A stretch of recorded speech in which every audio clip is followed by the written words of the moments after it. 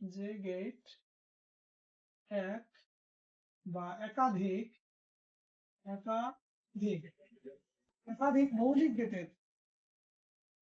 মৌলিক গেটের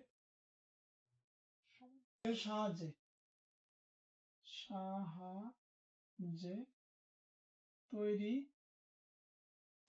হয় তাকে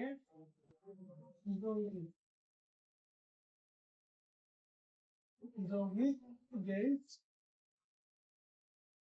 বলে। ঠিক আছে, যৌগিক